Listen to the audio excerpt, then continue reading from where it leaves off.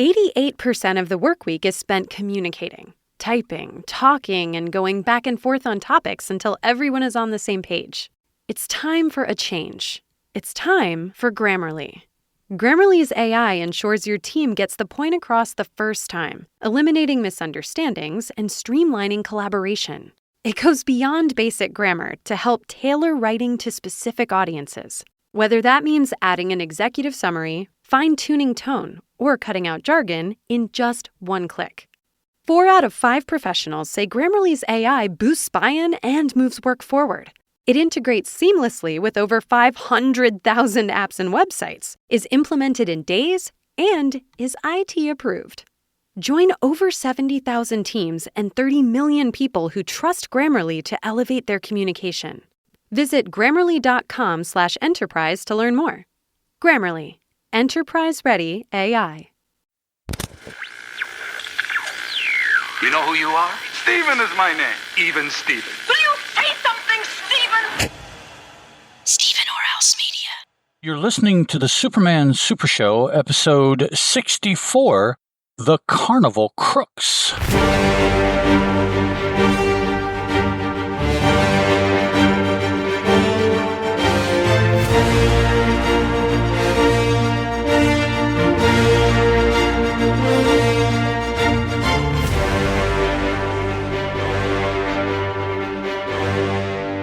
What's up, all? Welcome to the Superman Super Show. I'm a host. My name is Ed, and 1,000 miles over there to my left is another host, Mr. Steeven Orr. Hello. Hello. Ed, can I tell you my tale of woe? Woe away. So, sound like I have a lisp or something. Sorry. we have, like most folks, 2 vehicles. We have a Kia Sedona minivan and a Honda Pilot. Both of them are over 15 years old, and both of them are either right near, or the Honda may be already at 200,000 miles. The Honda is the one that I drive, and I love it. I love driving it. I love the way it drives. And then the Kia Sedona is basically Karen's. But we've been having some problems with the Kia, and so we haven't been driving it. Which is not a big deal because I work from home. Karen doesn't work. But I do have to run my kids all over the place. They both have jobs. One goes to school. And so we've just been doing that in the Honda. However, the Honda has no air conditioning. Oh. And it's not as simple as just taking it in for a recharge. It needs a new compressor. Right. And the mechanic quoted me like $1,800. Or something like that. And I was like, I'm going to spend that much money. I might as well use it as a down payment and buy a better car. Get a new car. Yeah. But we're not making car payments right now. So we're kind of trying to enjoy that. Right? Why are you watching me? My wife is Karen. She's right there and it's freaking me out. You're going all this stuff. But yeah. So for example, today, the temperature got up to 105. And when you're in a car, even with the windows down, when you're on the move, it's almost okay. Almost. Yeah. But the moment you stop for any reason, the heat comes in off that engine, the sun comes in those windows, and it's windows. Yeah. So when I went and got my daughter from school, went and got her, and then we had run over to the grocery store where I had an order waiting. Picked up dinner, came home, and then I was just like, I have to lay down for a little while. That took a lot out of me. So no doubt that heat. That's my tale of woe. We just need to have it. We just need to find the time to get that Kia into the mechanic because I'm sure because we rarely drive it anyway, and it's been a while since it's had an oil change. So I'm sure that's part of it. You know, it could. It's just been acting really funny to the where it's like you don't even want to drive it because you don't want to be 30 miles away in the middle of nowhere and have it break down. Because the route that we take my daughter to school goes basically through bumfucked Egypt, as they would say. Yes. So, and while I do worry about that with the Honda, I do because it's old and it's got a lot of miles. Doug says the heat has been oppressive for sure. For sure. I second that statement. Ed seconds that emotion. Daddy. All right, that's my tale of woe. I don't have any tales of woe, really. It's been hot here, too. I'm in southern West Virginia. Today, it hit the mid-90s. Yeah. So that is like late August kind of temperatures for us here. I mean, that's like, the dog days is when it gets that hot. So here we're able to play with that a month early around here. Yeah. That's definitely what we're rolling into right now because it wasn't this hot last week. And what's kind of interesting is the other day, because I have a temperature reading in the car as part of the dash, and I went out to go pick up my daughter from school, and it said it was 92 degrees. Drove into Topeka, which is a half an hour away. Okay. And as I'm getting into Topeka, I look down and it says 108. And then when I go another few miles to reach her school, it goes down to 105. Okay. So then we head back, and as soon as we get into our town, I look down and it's back down to 92. And I could feel, oh my gosh, it's like a cool midnight breeze. It felt so good. It felt like somebody had poured a bucket of ice on me, and it was still pretty freaking hot. Yeah, that's for those of us that don't live in it, all the time. When it gets triple digits, we can tell that something is wrong. It's just I don't know the temperature, but I do know it's too damn hot. That's what I know. It gets to that point where it really doesn't matter what the thermometer says. It's hot. Yeah, it's 100, 108 doesn't matter. It's freaking hot. Yep. It's the I don't want to do anything. Let me go back inside temperature. That's exactly. Yeah. Exactly. Alrighty, guys. Let's see here. As I said, the story is entitled Carnival Crooks, and it is the third story in Superman issue number 8, brought to us by Jerry Siegel and Paul Cassidy. Superman number 8 is cover dated February, much cooler, 1941, with an on sale date of November 10th, much cooler as well, 1940. Those dates come to us from Mike's Amazing World of Comics. So here is what was going on. In the story, Clark and Lois attended a carnival and are cheated by the employees there. Lois decides to write a story about it, so she returns to get pictures. The crooks smash her camera, but she visits Jackal, spelled like the animal, the carnival owner. Jackal pretends to fire the men to get rid of Lois, but Superman is nearby and sees the whole thing. When another patron is assaulted by the crooks, Superman steps in and smashes up the carnival, giving the money back to the rightful owner. The The crooks try to gang tackle Superman, but he is too powerful. They're arrested, but Jackal flees. Superman chases him down and turns him over to the police with his ill-gotten gains recovered as evidence. So, Steven, what were your initial thoughts about this one? My initial thoughts were, are you kidding me? We're going up against gangsters at a carnival. Superman is going, and it's not like they're in some kind of really crazy scheme. They're just ripping people off, at the ring toss or the ball toss into the holes. Right. Yep.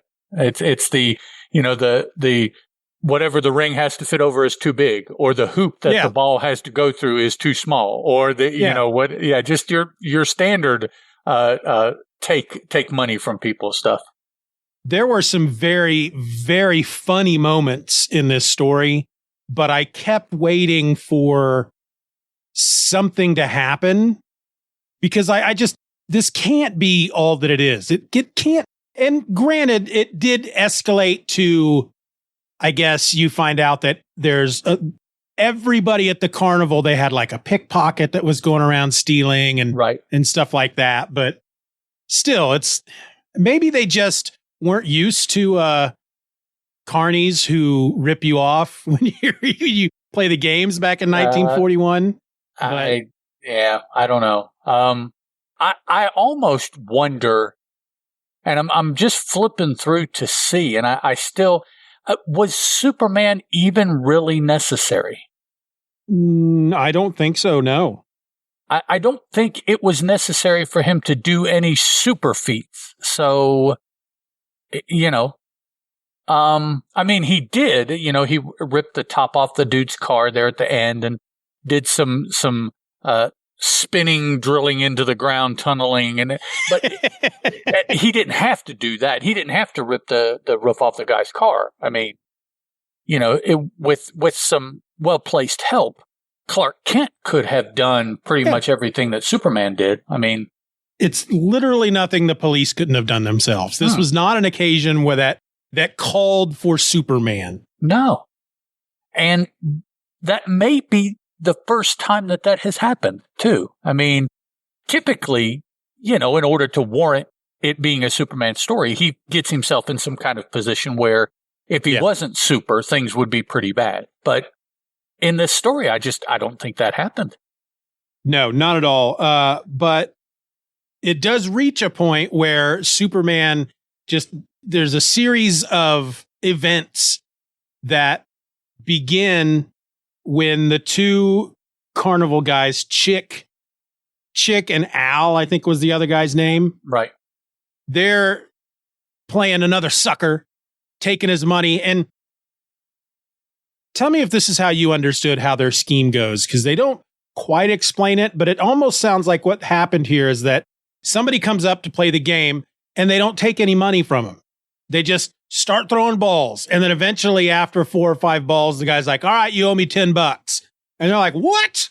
I only threw like 4 balls. And that's too bad. You give me $10. I think that's it. Yeah. You don't know what the price is per. They're just like, here, throw these. Then I think you deserve to be cheated at that point. I don't know, but they're doing this to another fella after Clark has been ripped off, and Superman's watching them, and the guy literally doesn't have any money, and so it's not like he refuses to pay; he can't. So what do? They start beating him up, because that always gets money out of people when they don't have it. And at that point, Superman just starts doing crazier and crazier things. He goes behind their little booth, punches through the wall, grabs both of the crooks and pulls them through the wall. Yep. One of them tries to stab him with a knife. He takes the knife, eats it, literally chews it up and swallows it, and says, delicious. Let's see. He takes both of them underneath the flat board that has all the holes in it and pushes their heads up through the holes, and then invites all the carnival goers to throw the balls at the guys. Yeah, to throw baseballs at their heads stuck up through the wood. Yeah. And while that's happening, he's going through their money, and he takes out the amount that he, as Clark, had to pay them. So he's like, all right, I got my money back. And then he just tosses them off into the distance. Let's see. Well, he tosses them off into the distance, smashes up their booth, and then runs over to catch them before they fall. Right. That's when more carnival folk ascend on him to, let's get him. And so as they're running at him, he dives into the ground, tunnels under the earth, pops up behind him, and he's like, ha, here I am. And then he just lets them have at him. He just stands there, and they're all pounding on him. One guy is on his back, just beating on him, and he's having a ball. Superman's having all kinds of fun until what happens? What's the one thing that pushes Superman over the line? Somebody touches Lois, who got interested. She saw what was going on, and she went over to help Superman, and one of the thugs quit messing with Superman and started messing with Lois. Yep. That's all it takes, man. And he literally just pow! The guy goes flying. Yep. And then, he takes all the thugs out. Cops show up. The Jackal takes off in his car. Superman chases him down, rips the top off his car, grabs Jackal, takes him to the cops. Cops said, well, we can't hold him. You don't have any proof that he did anything. It's like, well, here's a big bag full of all the stuff he's stolen from people. Okay, he's arrested. Over. Yeah. There is a concept in here that I first learned about reading the first, I don't know, probably 8 or 10 issues of the X-Men book.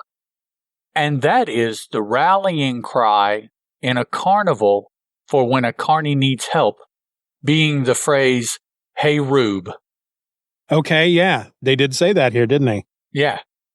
And I don't know how long ago it was I was first exposed to those books, but that was the first time I had ever seen that, and it's been used since then. Those books would have come out in the mid 60s, like 65, 66, I think is when X-Men started, something like that. So I always wondered, they must have just done that for the comic. I never did any research, but this makes me believe that it may well have been an actual thing because, this is used completely different set of creators, completely different circumstance, 20 plus years beforehand. So I doubt it's just a convention that has been passed on. So there must actually be some kind of truth to, in these situations. I could see where they would need to be able to yell something, and the understanding be when you hear somebody yell this, they need help. Yeah. And so I guess, "Hey, Rube" is the rallying cry for carnies and circus folk and everything like that.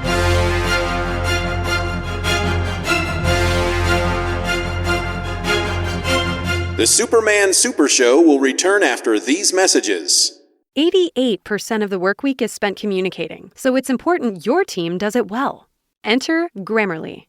Grammarly's AI helps teams communicate clearly the first time. It shows you how to make words resonate with your audience, helps with brainstorming, and lets you instantly create and revise drafts in just one click. Join over 70,000 teams and 30 million people who use Grammarly to move work forward. Go to Grammarly.com/enterprise to learn more. Grammarly. Enterprise-ready AI. And now back to the Superman Super Show.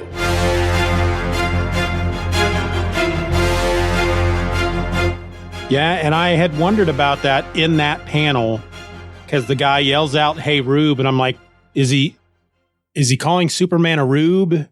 But then that very next panel, it does say, in response to Chick's cry for help, Carnival toughs converge on Superman. I was like, oh, well.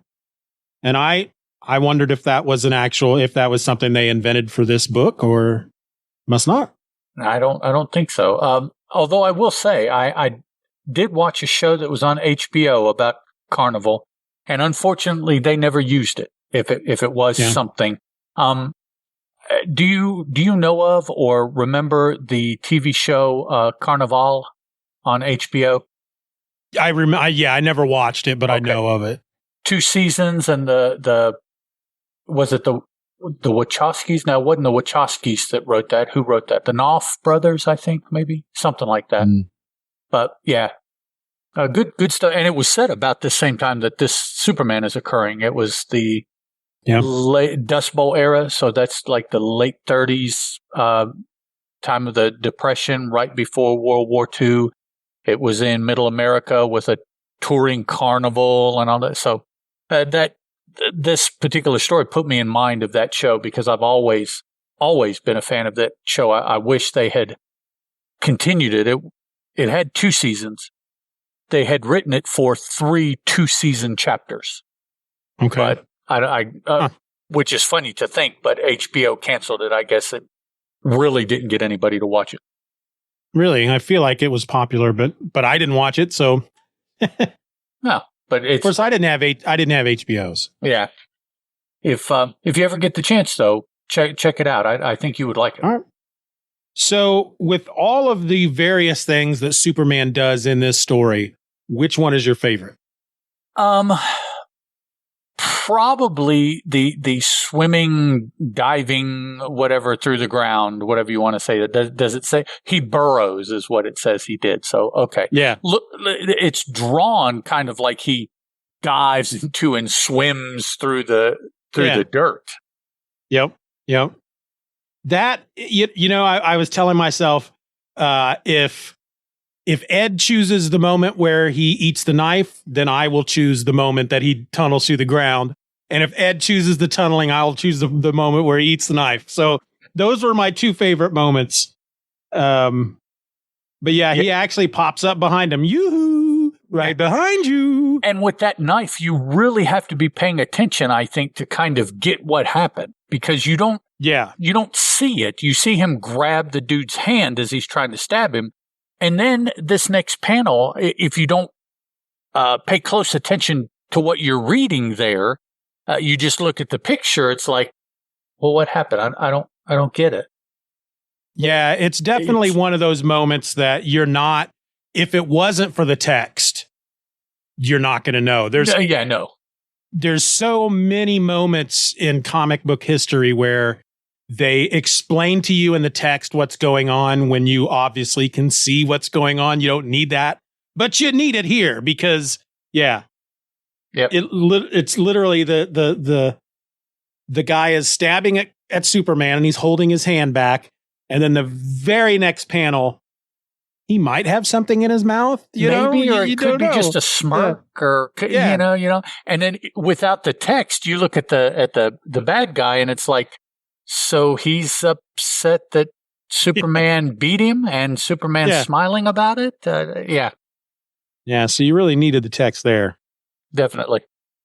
Now, for me, though, a close second, even funnier than the knife, was the jamming the guy's heads up through the board and letting people throw I picture baseballs. People throw balls just at their heads. It's not. He just forced the head up through because it's a board, and I guess the game is you're supposed to get the balls to go into holes in the board. Well, he jammed the two dudes' heads up through a couple of the holes, and they're just sitting there on this board. Just awesome targets for people just to whale balls at. And Superman's like, yeah, okay, well, I'll go over here and get my money, and you go ahead and ring him up over there. And it's like, some damage. Eyeballs, broken noses. It could have turned out very badly. Yeah, it's got to be baseballs, because what else did they have back then other than bean bags? And they're too spherical. They're too perfectly round to be bean bags. Yeah. But for anybody listening at home who doesn't have the issue in front of you, if you've ever played the game where you throw the bean bag, they call it cornholing. Cornhole. Mm-hmm. into the board it's like that, except for it's a much bigger board and there are like 24 holes. Right. And balls. Yeah. Yeah, and balls instead of bean bags. So actually, it's nothing like cornhole. It's the only thing that's the same is the angle of the board, I guess. and you're throwing something that otherwise it's nothing like that. But if you picture that, you're close. That's exactly So imagine you're cornholing. You're playing cornhole, and somebody comes along and shoves somebody's head up through that hole from behind. That's what's happening here. Man, brutal stuff. The panel where he pushes this guy's head through that hole, there's chunks of wood flying away. Smoke, I guess, is to make it look more dramatic. But yeah, his head definitely does not fit through that hole. No. One of them says, as he's being hit by balls, it ain't human, it's out. He's right, man. That's pretty hardcore. Yeah. And then there's Superman just leaning back against a post, going through their money, licking his thumb. Let's see here. He looks like a gangster almost at that point. He's just like, it'd be a shame if something happened to this booth. Give me some protection money. Yeah, this one, it feels like we've been saying almost the same thing for the last 3 to 4 stories. It's a very simple, boring kind of concept at this point. Right.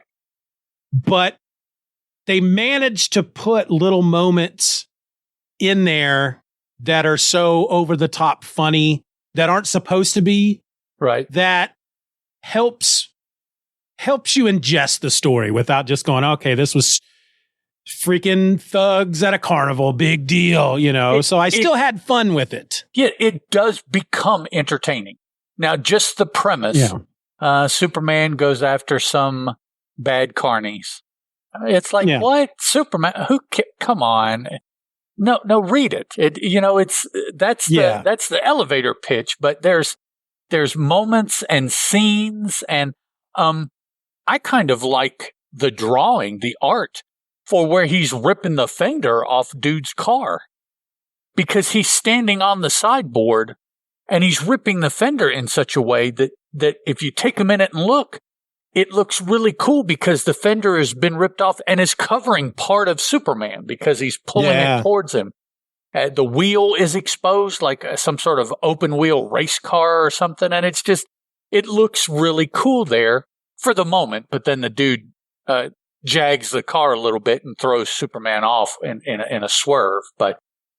And then it looks like he lands in your basic Marvel Cinematic Universe hero landing pose. Yes, you can almost see the fist down.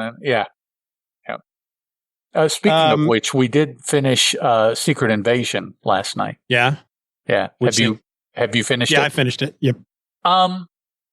Let's save that, and we'll use that as banter next episode. We'll talk about that. This story has what many of them recently have had, which is an opening text box that kind of gives you a tease on what you're going to get. It says, Carnival Crooks scenting an easy victim in Clark Kent take the meek reporter's pocketbook for a ride, but in so doing, they chart their own doom. For the timid Daily Planet scribe is in reality none other than Superman, the courageous crusading Man of Steel. I wonder who they're writing that for. Especially the part where they're letting us know that Clark Kent is Superman. Because if this was the first story in the issue, I could understand, because this could be somebody's first Superman comic. But this is the third story. I think if by now somebody doesn't know that Clark Kent is Superman, even if this is their first issue. But still, I love, but in doing so, they chart their own doom. He's got some good writing every once in a while. Writing is one thing, but I hear that somebody standing in front of a microphone saying that for a radio show. That that sounds like. Yeah. I think I find that when he writes stuff like that, I think he's got a talent for that kind of. I mean, I think he's a good writer, obviously, because we despite the fact that this was a boring concept, it was still an entertaining story. But as far as the way he writes bits like that, like what could be a script for part of a script for a radio drama, I think he's really good at that kind of stuff. But yeah, I think, overall it is yet another gangster story, but it will go down for, the fact that it's at a carnival and some of the other things that happen as making it unique compared to the other 50 or 60 stories we've read through. So not that it will necessarily be, my favorite top 10, but it will be something memorable. You remember the one where he was at the carnival there with the dudes and the cornhole board and Now, this is actually the third Superman story to take place in a carnival, right? Or is it even the fourth?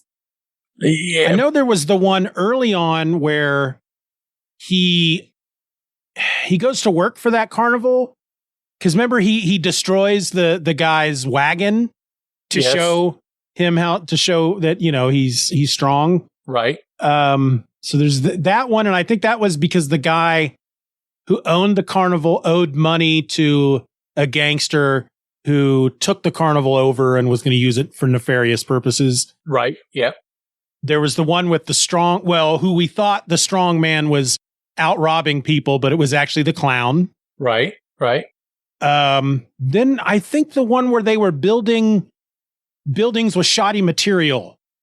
It wasn't entirely set in a carnival, but I feel like there was a scene where they go to a carnival and maybe like the stands fall down or something. Maybe that's wrong. Or was it the big top, the central support of the big top?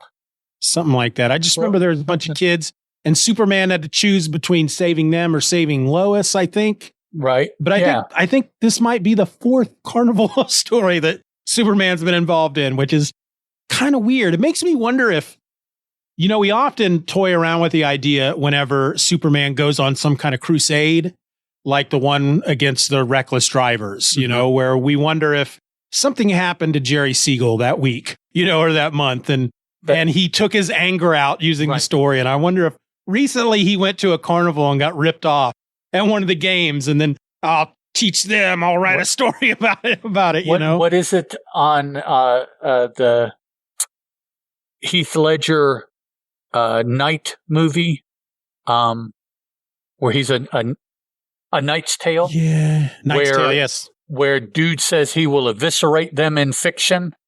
Yes, I will eviscerate you. The guy that ends up playing the Vision. Chaucer. He was in the Knight's Tale. Yeah. Yep. I don't have anything else to say about this one. Nope. I think we've covered it pretty well. All right. Alrighty, folks. Thanks for listening. Until next week, I'm Ed. That's Steven. And this was the Superman Super Show. Bye. Ciao.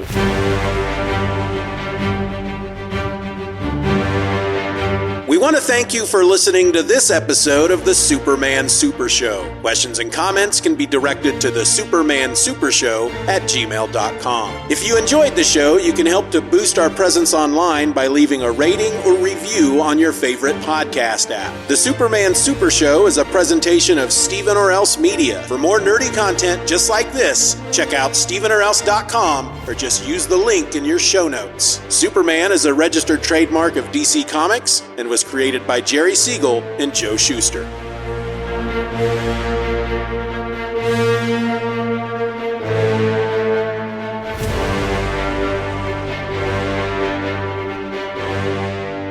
Superman is a copyrighted feature appearing in Action Comics magazine. Superman's bad. He was bad.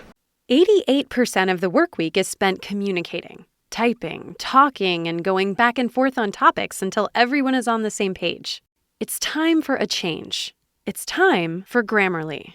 Grammarly's AI ensures your team gets the point across the first time, eliminating misunderstandings and streamlining collaboration. It goes beyond basic grammar to help tailor writing to specific audiences, whether that means adding an executive summary, fine-tuning tone, or cutting out jargon in just one click.